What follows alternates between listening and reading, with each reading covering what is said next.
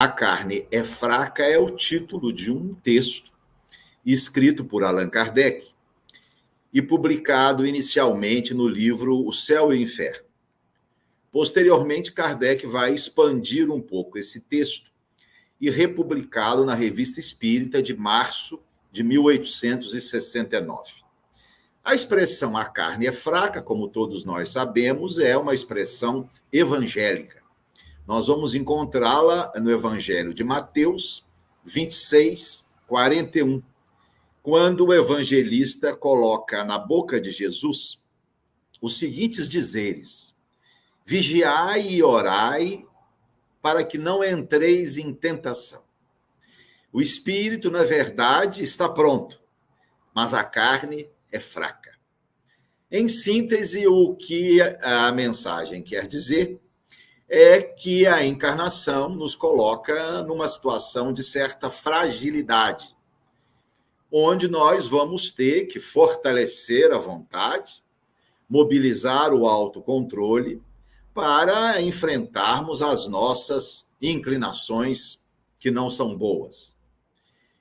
O evangelista começa nos conclamando a vigilância e a oração. Vigilância contra os nossos próprios impulsos, as nossas tendências inferiores, porque todos nós, como construção das nossas experiências reencarnatórias, nós fomos condicionando a nossa individualidade determinadas formas de ser, de pensar, de agir. Kardec usava a expressão tendências instintivas. Na verdade, são inclinações, são predisposições que todos nós possuímos. Muitas dessas inclinações são boas e elas vão construir o alicerce das nossas qualidades, das nossas habilidades. Outras tantas dessas inclinações não são boas, porque geram danos para nós mesmos e, o que é mais grave, danos para outras pessoas. Alguns de nós temos inclinações não muito boas na área, por exemplo, da projeção pessoal. Somos pessoas excessivamente necessitadas do aplauso, do sucesso, de sermos consideradas pessoas especiais. Vivemos, então, em busca do destaque, do sucesso, do aplauso, do elogio. Outros tantos de nós temos inclinações que não são boas na área do mando. Necessitamos do poder, de estarmos assumindo uma posição de controle sobre as outras pessoas, de dizendo a última palavra, esse mandonismo, inclinação de muitos de nós, que vai se manifestar não apenas na área política, mas também na área pessoal, na área familiar, na área profissional. Outros tantos possuímos inclinações na área da mesquinharia, pessoas excessivamente focadas no interesse pessoal, sempre preocupadas em levar vantagem de uma forma ou de outra, honesta ou desonestamente. Outros ainda temos a má inclinação da indolência, da preguiça, sempre procurando nos safar de uma forma ou de outra, explorando os outros, julgando a responsabilidade para os outros. Alguns ainda temos inclinações focadas nas sensações hedonistas, excessivamente preocupados com o prazer material, com tudo aquilo que a matéria pode nos dar na área do gozo, enfim, são infinitas as tendências instintivas que não são boas. O evangelista, então, nos conclama à vigilância, ao cuidado, à atenção, para que nós não venhamos permitir que essas inclinações nos dominem, gerando uma série de dificuldades. Ele vai, então, falar da vigilância e da oração. Oração aqui no sentido do pensamento ligado às forças do bem, para nos abastecermos de recursos mentais que nos auxiliem na luta contra essas tendências. E ele, então, vai dizer para que possamos reforçar tudo isso, para não entrarmos em tentação, porque, na verdade, nós somos tentados exteriormente por aquilo que somos interiormente, de forma que a gente não permita que tudo aquilo que se relaciona à corporeidade, a ideia a carne é fraca, nos remete exatamente a tudo aquilo que o espírito encarnado está sujeito pela própria fragilidade da matéria, por tudo aquilo que se relaciona à encarnação e que oferece ao espírito maior risco, maior cuidado. Então, em tese, seria isso. O processo reencarnatório nos coloca numa situação especial, onde nós temos que exercer um maior cuidado, um maior freio contra essas tendências. Esse texto de Allan Kardec chama a atenção por dois pensamentos principais. O primeiro pensamento, Kardec vai reafirmar algo que ele trabalhou desde a introdução do Livro dos Espíritos, no item 6, quando ele afirma que o espírito encarnado está sob a influência da matéria. Logo no início do texto, Kardec vai dizer que há muitos casos em que o físico influi de forma evidente sobre o moral. Que o moral do espírito pode ser afetado em suas manifestações, sem que, obviamente, a natureza intrínseca do espírito seja modificada. Então, o primeiro pensamento do texto A Carne é Fraca é esse: o físico influi sobre o moral. Essa é uma ideia recorrente na obra de Kardec. O espírito encarnado, ele está num estado especial, que o diferencia da condição do espírito desencarnado. Ou seja, a identificação do espírito com um corpo perecível, as influências que sofre das pessoas com quem convive, do seu ambiente, do período histórico em que vive, da cultura em que está inserido, tudo isso ligado à condição da corporeidade, da encarnação, faz com que o espírito ele sofra influências, que são influências que precisam ser bem compreendidas. O que é, na verdade, que Allan Kardec entende como a carne é fraca? Ou seja, por que ou de que forma essa corporeidade, essa encarnação influi sobre o espírito e que vai levá-lo a maior riscos e que vai exigir dele maior cuidados. Eu relacionei em minhas reflexões uma série de motivos, na verdade, 8 motivos, que podem nos fazer entender por que a carne é fraca, ou seja, por que o espírito encarnado está sob riscos maiores, no sentido de ceder às suas más inclinações. E nós vamos trabalhar com vocês rapidamente essas 8 razões. Primeira, a carne é fraca porque a encarnação promove no espírito o esquecimento do passado. Talvez a gente não tenha parado para examinar, mas nós, espíritos encarnados, somos seres desmemoriados. Quem eu sou? De onde eu vim? Onde eu vivi? Em que nações militei? Quais as profissões que desenvolvi? Que línguas que falei? Com quais pessoas convivi? Quais os meus principais acertos? Quais os meus grandes erros? Quais as doenças que me levaram à morte? Meus amigos, nós não nos lembramos de nada disso. Em grande parte, as nossas memórias fazem parte daquilo que nós somos. Nós só somos o que somos com as nossas lembranças. Nós, então, ao assumirmos um novo corpo, nós perdemos todas essas recordações. Em grande parte, nós não somos nós mesmos, porque nós estamos desfocados da nossa história, do nosso passado, que representa, em grande parte, o que nós somos. Os neurologistas estão acostumados a lidar com pessoas que perderam a memória. São pessoas perturbadas, são pessoas desfocadas da sua realidade, são pessoas que muitas vezes não conseguem decidir, escolher, agir, porque eles têm fragmentada a sua própria personalidade, na medida que não se recordam daquilo que são. No livro Renúncia, que foi o último romance mediúnico do Espírito Emmanuel, ditado através de Chico, no início dos anos 40, Logo no seu capítulo 1º, Emmanuel coloca dois espíritos em vias de reencarnar, dialogando. Esses dois espíritos são espíritos altamente intelectualizados, mas que falharam moralmente, gravemente na última encarnação. E eles têm ciência dos seus erros e assumiram perante si próprios o compromisso de não errar novamente na encarnação que se aproxima. Em determinado momento, Emmanuel coloca na boca de um desses espíritos o seguinte: o que mais me impressiona é o fantasma do esquecimento, que nos obscurece o espírito lá na Terra.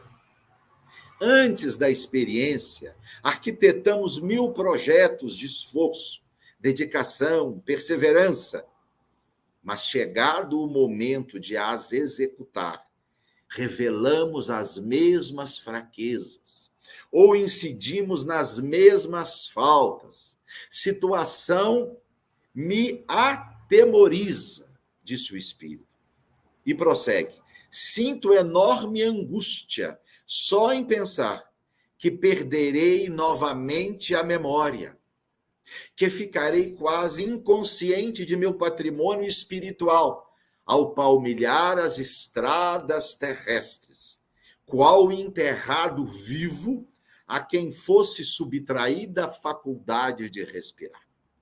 Notem, é o pensamento de um espírito de certa condição, em vias de reencarnar, temendo exatamente aquilo que vai acontecer com todos nós, o esquecimento do passado. O Dr. Gustave Gelée, um médico francês, morto em 1924, ele acreditava que o esquecimento do passado seria necessário para que o espírito pudesse viver experiências diferentes. Porque se ele se lembrasse da sua história, ele tenderia a repeti-la. Vamos imaginar um espírito, por exemplo, que foi um mecânico de máquinas de automóvel e que tenha sido muito competente, muito bem sucedido. Pela lei do menor esforço, ao reencarnar, se lembrando de tudo isso, ele tenderia a repetir a sua experiência. Daí a necessidade do esquecimento do passado, para com que o espírito venha a viver experiências diferentes que são necessárias no seu desenvolvimento espiritual. Então, essa seria uma primeira justificativa para a expressão "a carne é fraca", o esquecimento do passado. Segundo, a carne é fraca porque a encarnação nos coloca como refém de certas leis da biologia reencarnatória, principalmente leis da genética. Nós sabemos que é o espírito que constrói o seu novo corpo, mas ele constrói esse novo corpo a partir do material genético herdado dos pais. O espírito não consegue fabricar um gene se esse gene não existir, seja no espermatozoide do pai ou no óvulo da mãe. É como uma doceira a quem se incumbe de fabricar um bolo. Ela vai fabricar o bolo a partir do material que ali está. Ela pode fazer o melhor bolo possível, mas jamais fará um bolo de chocolate se lhe for oferecida apenas laranja, leite ou fubá na confecção do seu bolo. O espírito, então, depende do material recebido dos pais. Um espírito pode ser, por exemplo, um grande músico, mas se nos genes dos pais ele não encontrar material para a construção de um cérebro, onde os recursos musicais serão evidentes, naquela encarnação, ele não conseguirá desenvolver o seu talento a contento. Por isso, Allan Kardec diz, no Livro dos Espíritos, particularmente, que nem sempre o espírito consegue manter as suas faculdades em todas as encarnações. Determinadas habilidades podem lhe faltar em certa experiência reencarnatória. E um dos motivos pode ser esse, porque o cérebro não permite. E o espírito encarnado pensa, sente, age, raciocina, fala, escreve através do cérebro. E não é difícil nós entendermos isso. Vamos convidar o mais brilhante pianista da Europa para uma apresentação no Cine Teatro Central e vamos lhe dar um piano faltando 10 teclas. Que conseguirá apresentar esse pianista?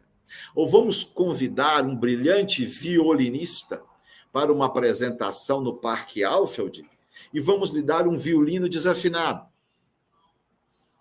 O que conseguirá apresentar esse brilhante violinista?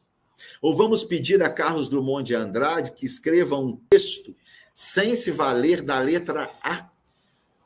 O que conseguirá escrever Carlos Drummond de Andrade? Assim é o espírito encarnado. Depende do cérebro, das leis da biologia para se manifestar. No final do livro Nosso Lar, nós vamos verificar um diálogo entre Dona Laura, mãe de Lísias, aquele enfermeiro que acolheu André Luiz, com um funcionário da governadoria da colônia. Vamos nos lembrar que Dona Laura prepara para reencarnar e há um encontro, uma festinha em sua residência para se despedir dos amigos. E há um momento em que se aproxima dela esse funcionário e vai lhe dizer o seguinte: ainda hoje, diz o funcionário a Dona Laura, o gabinete da governadoria forneceu uma nota ao Ministério do Auxílio, recomendando aos cooperadores técnicos da reencarnação o máximo cuidado no trato com os ascendentes biológicos que vão entrar em função para constituir o novo corpo de nossa irmã. Olha só.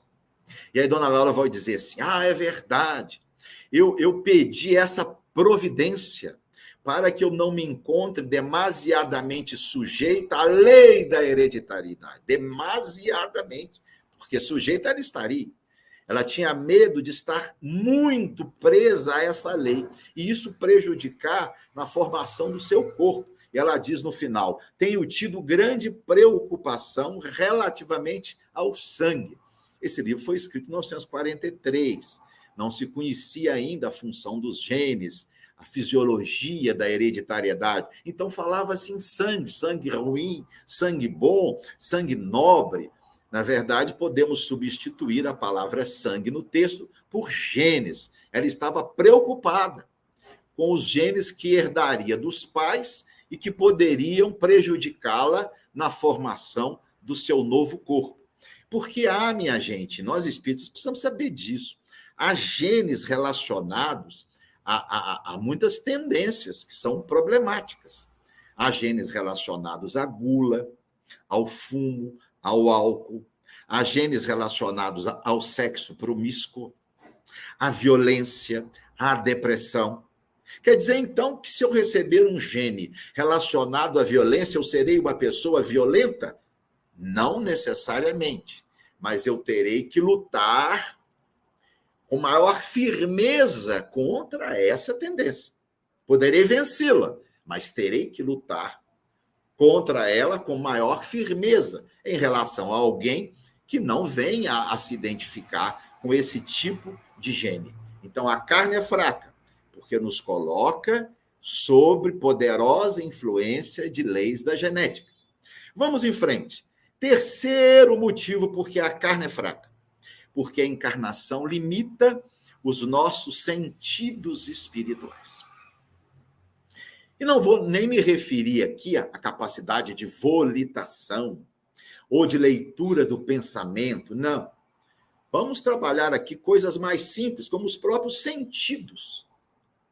Os próprios sentidos, como o tato, a visão, o olfato, a audição, o paladar.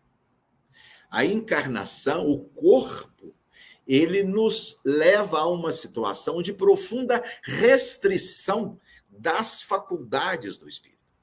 Nós perdemos grande parte de nosso poder perceptivo, porque o corpo limita essas percepções. Vejamos um exemplo, por exemplo, os sons. Nós estamos mergulhados num universo de sons diferentes, mas enquanto encarnados, nós só conseguimos perceber os sons cuja frequência varia de 20 a 20 mil hertz. Baleias e elefantes escutam melhor do que nós. Elas ouvem na faixa do infrassom, abaixo de 20 hertz. Os cães escutam melhor do que nós. Eles ouvem acima do ultrassom, acima de 20 mil hertz.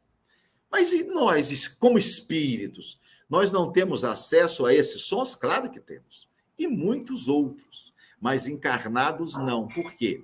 Porque o nosso cérebro não permite a captação dessa frequência sonora. Um outro exemplo, as radiações eletromagnéticas. Nós estamos mergulhados num oceano de vibrações diferentes. Aqui, entre nós, estamos diante de raios gama, ultravioleta, infravermelho, raios-x, ondas curtas, mas o nosso cérebro só consegue registrar aquelas que têm um comprimento de onda da luz visível, que vai de 400 a 700 nanômetros. Uma abelha, quando olha para uma flor, vê no néctar da flor um verde fosforescente.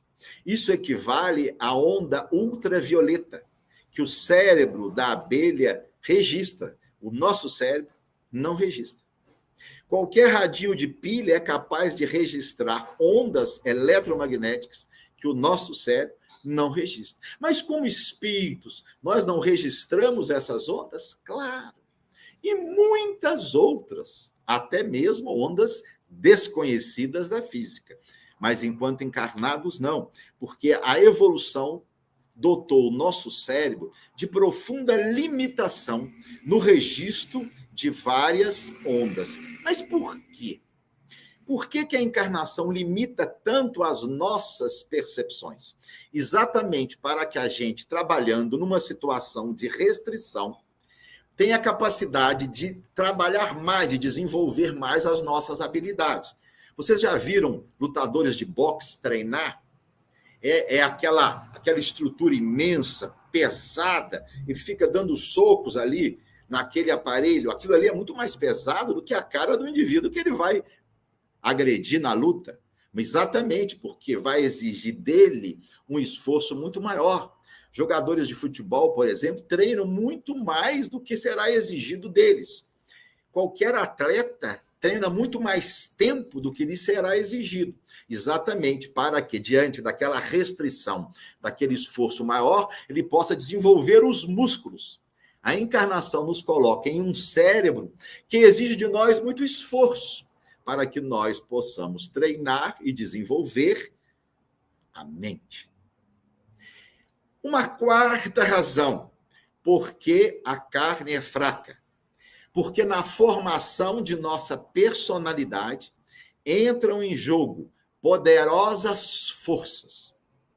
Forças que podem ser educativas ou deseducativas. Maravilha, minha gente! Se nós recebermos pais justos, amorosos, equilibrados, sensíveis, compassivos, eles vão nos auxiliar na formação de uma personalidade bonita, ética, justa, generosa. Mas nem sempre isso se dá. E nós sabemos quanto mal determinados pais podem fazer na formação da personalidade dos seus filhos, por indiferença, por negligência, por cobrança excessiva ou por não cobrar nunca, por impor seus desejos, por impor suas frustrações, por quererem que os filhos sejam aquilo que eles não puderam ser, e muitas vezes atitudes que vão marcar profundamente a personalidade dos filhos e que vão acompanhá-los a vida inteira, ou ainda pelos maus exemplos. Quantas crianças são criadas vendo atitudes infelizes dos pais, incorporando essas atitudes como painéis mentais e achando que aquilo é a maneira certa de agir. Os consultórios de psicoterapeutas estão repletos de indivíduos que estão tentando consertar aquilo que, em grande parte, foi apodrecido por pais desajustados, infelizes, equivocados. Então, a encarnação, ela nos coloca sob essa possibilidade. A carne é fraca, porque nós estaremos sujeitos a essas influências na formação de nossa personalidade. Quinto motivo, a carne é fraca porque a encarnação nos obriga à luta pela sobrevivência. A encarnação nos coloca em um meio em que o trabalho para a manutenção do corpo é essencial, é fundamental. E enquanto espírito desencarnado, nós não temos compromissos com a saúde, com alimentação, com contas a pagar, com escola de filho. Espírito não adoece, não sente frio, nem fome e nem morre, mesmo porque já está morto. Ao reencarnar, nós assumimos uma série de compromissos, que são obrigações, que são preocupações, que aumentam muito a nossa cota de cuidado com a manutenção do próprio corpo. A encarnação nos leva a isso, fazendo com que nós tenhamos preocupações que os espíritos desencarnados não têm. A carne é fraca. Sexto motivo, a encarnação nos expõe às enfermidades corpóreas. Estamos nós cuidando dos problemas de coluna, da artrose de joelho, das doenças degenerativas, das doenças autoimunes, tendo que fazer exames dolorosos, e médico e mais médico, cirurgias, tudo isso no contexto da corporeidade. Isso gera maior cuidado, muitas vezes nos obriga a uma cota maior de resignação. Temos que lutar contra a própria irritabilidade decorrente de uma dor física ou das dores morais que surgem no decorrer da própria história reencarnatória. Então, a encarnação nos coloca todos esses problemas. E ainda mais, a gente fica velho, não é? E começa, esquece nome de filho, toca nome de neto, vai abaixar para pegar uma coisa no chão, tem um jeito na coluna, né? Vai pegar o copo, derruba a xícara. Não é? Me lembro meu pai, com seus 80 anos, cansado na hora do banho, de ter que abaixar um monte de vezes para apanhar o sabonete que escorregou. Um dia ele entrou, pegou o sabonete, olhou para ele e falou assim, já que você vai cair mesmo, cai de uma vez. Ó. A carne é fraca, porque vamos ter que lidar com o processo do envelhecimento do corpo, da mente e todas as consequências que isso advém para nós. Sétimo motivo, a carne é fraca porque nos obriga à convivência com pessoas que são muito diferentes de nós. No mundo espiritual, a lei de sintonia é absoluta. Os espíritos se atraem e vão conviver com espíritos que têm tendências similares.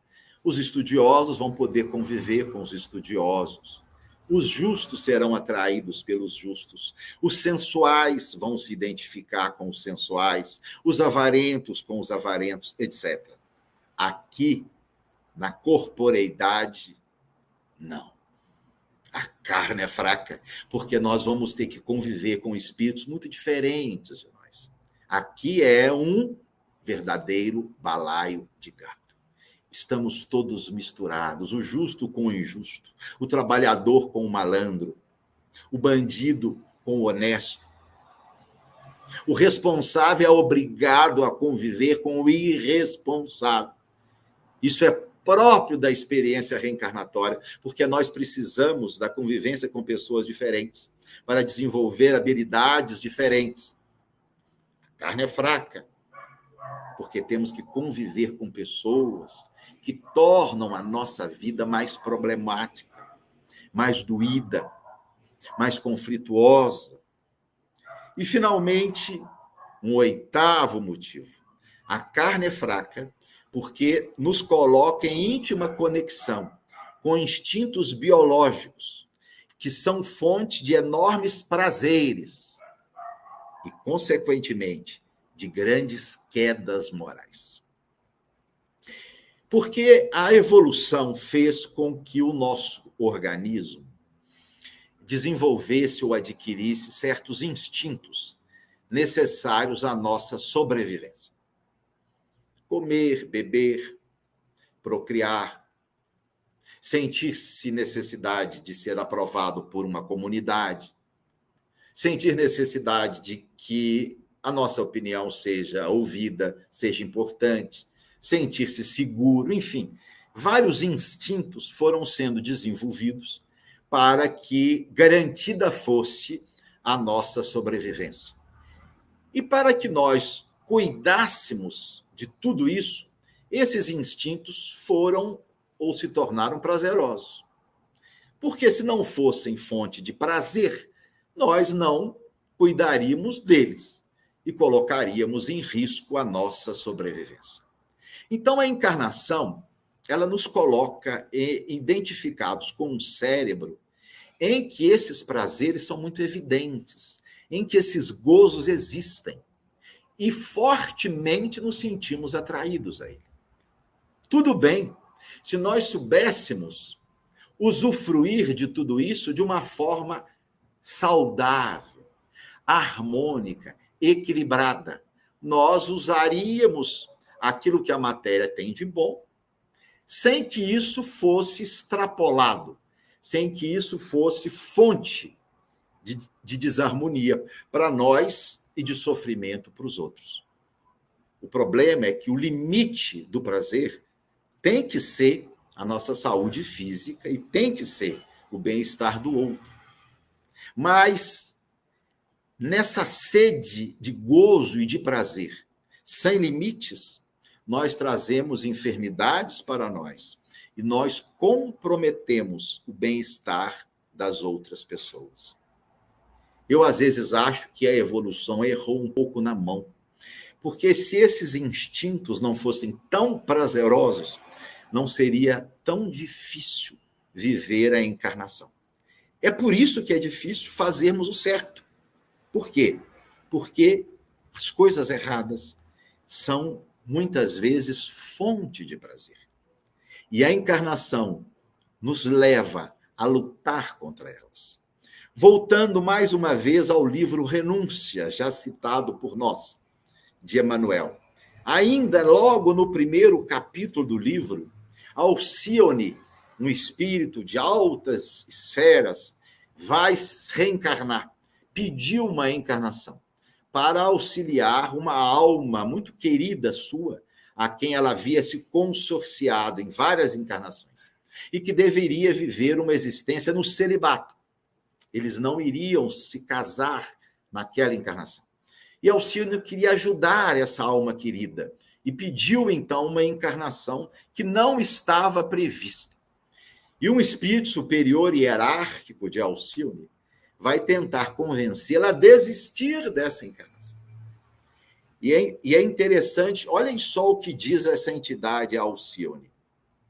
Já ponderaste nos obstáculos imensos?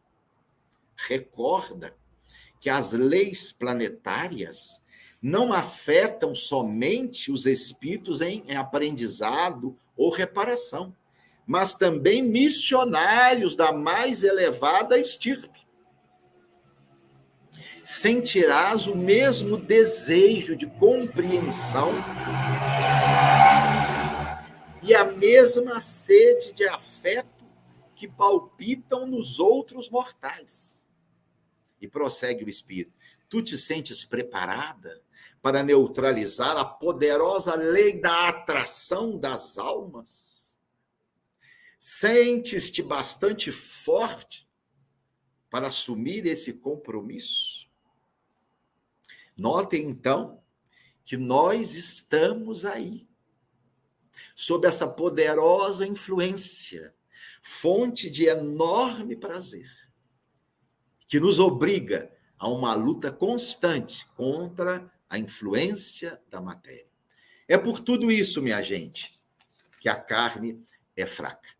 Mas antes de concluirmos, voltamos ao texto de Allan Kardec para um segundo pensamento. No primeiro pensamento, Kardec admite a influência dessa matéria. E é por essa influência que a carne é fraca. Mas no segundo pensamento, mais consolador, mais esperançoso, Kardec vai dizer o seguinte, olhem só, desculpar-se de suas más ações, sob o argumento de que a carne é fraca, é um subterfúgio para eximir-se da responsabilidade. A carne só é fraca porque o espírito é fraco. O que derruba a questão e deixa a responsabilidade ao espírito de todos os seus atos. E conclui Kardec de forma admirável: a carne, que não tem nem pensamento, nem vontade, jamais prevalece sobre o espírito, que é o ser pensante e voluntarioso. Kardec reconhece a influência da matéria. O espírito encarnado está num estado diferente, que vai exigir dele maior luta íntima. No entanto, depende apenas dele próprio vencer esta influência. Ele vai usar aqui, no final, o argumento de que é o espírito que é o ser pensante. É o espírito que é o ser voluntarioso. Voluntarioso aqui não é no seu sentido pejorativo, cabeça dura, teimoso, não. Voluntarioso no sentido de aquele que age de acordo com a sua vontade. No sentido de que nós podemos, através da nossa vontade, superar essa influência. Questão 909 do Livro dos Espíritos. Talvez uma das mais importantes nesse mistério. Quando Kardec pergunta se nós poderíamos sempre, com os nossos esforços, vencer as más inclinações. E os espíritos vão dizer sim, sim. E acrescentam frequentemente, com poucos esforços. O que lhes falta, dizem ele, é a vontade. Kardec vai definir vontade como pensamento transformado em força motriz. Força motriz, força que move, que gera ação. Vontade, segundo Kardec, é o pensamento que se transforma em ação. É o pensamento que age, que materializa-se, que faz acontecer. E aí é necessário diferenciarmos vontade de desejo. Desejo é um querer postergado. É um querer que não se materializa. É um querer adiado. Vontade é um querer feito. É um querer realizado. O fumante que deseja parar de fumar, mas não parou. É desejo. É um querer que não se realizou. O gordinho que, fazendo uso da vontade, perdeu 10 quilos. Aqui é vontade. É um pensamento que se realizou. É um querer que se fez. Nós, para lutar contra a influência da matéria, precisamos sair da dimensão do desejo, um querer adiado, e mergulharmos na dimensão da vontade, um querer materializado. E no texto, Mateus 26, 41, Jesus vai dizer, o espírito está pronto. Olhem só, a carne é fraca, mas o espírito está pronto. Pronto aqui não no sentido de completo, arrematado, acabado, porque se tivesse pronto não precisaria viver experiências. Pronto aqui no sentido em condições de enfrentar essa influência e de vencê-la. Nós estamos plenamente preparados para isso. Nós estamos habilitados para vencermos essa influência. E eu me lembro, para concluir, de um diálogo que tive há muitos anos com uma companheira do movimento espírita do Rio de Janeiro. Ela bem mais à frente, eu começando, ela já com muitos anos no trabalho espírita, e conversando sobre a luta íntima, eu perguntei a ela, mas afinal, o que nos falta para acertarmos o passo. Veio Jesus, apresentou uma moral cristalina, depois dele Allan Kardec, trazendo para os nossos dias essa mensagem. Depois de Kardec, toda uma literatura mediúnica notável no século XX, mas nós continuamos ainda vacilantes, fazendo escolhas erradas, tímidos na nossa tarefa de autossuperação. O que nos falta? Perguntei a ela. E a sua resposta foi tão admirável, porque veio focada numa única palavra. Ela me disse assim: o que nos falta, Ricardo, é decisão. Decisão para dizermos não ao erro, para dizermos não à escolha equivocada, para dizermos não a um passado que nos infelicitou e que só trouxe sofrimento para aquelas pessoas que mais nos amam. E Emmanuel, no livro Coragem, vai dizer: o sacrifício é a lei da evolução. Não há vitória espiritual sem renúncia. Não há vitória espiritual sem abnegação, sem renunciar àquilo que não é bom, que não é belo, que não é útil, que não é justo.